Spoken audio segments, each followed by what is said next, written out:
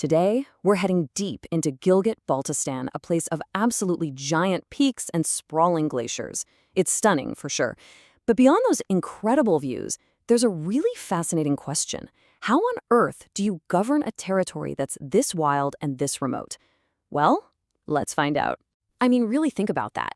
How do you organize a kingdom of mountains? When your landscape is basically defined by the world's tallest peaks, creating any kind of administrative structure isn't just a challenge, it's this incredible puzzle of geography, culture, and politics.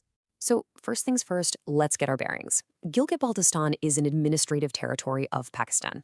But really, its identity comes from its just jaw-dropping geography. It's this strategic crossroads where these immense mountains and massive glaciers run right up against the borders of 3 other nations. It creates this totally unique mix of culture and politics. To get a handle on this huge area, the whole territory is organized into 3 main divisions. Think of these as the 3 main stops on our tour today. Each one has its own unique collection of districts that we're going to explore. All right, let's dive in. Our first stop is the Gilgit Division. This is pretty much the administrative and touristic heart of the entire region.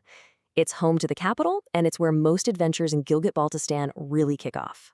So this division is made up of 5 really distinct districts. First up, you've got Gilgit itself. That's the central hub with the capital city. Then there's Hunza, which is a huge draw for tourism, with its famous Audabad Lake and the super high-altitude Kunjarab Pass. Then you have Nagar, which is just dominated by the epic Rakaposhi Peak.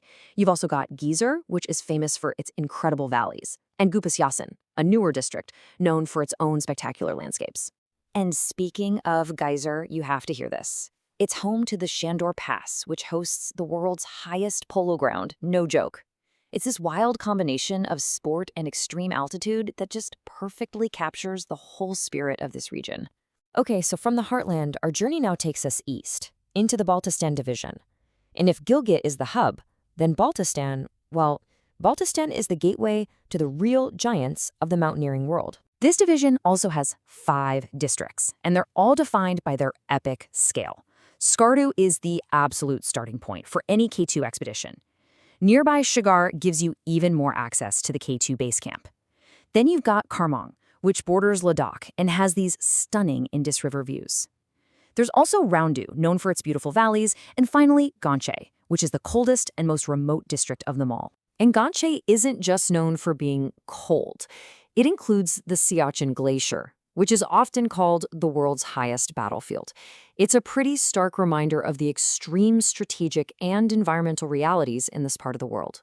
All right, our final stop is the Dimer Division. This southern frontier is the rugged gateway into Gilgit Baltistan, and it's also home to some of the region's newest districts. This division is pretty unique. It's got 4 districts. Dimer is the big headliner, and we'll see why in just a second. Astor is famous for its gorgeous meadows.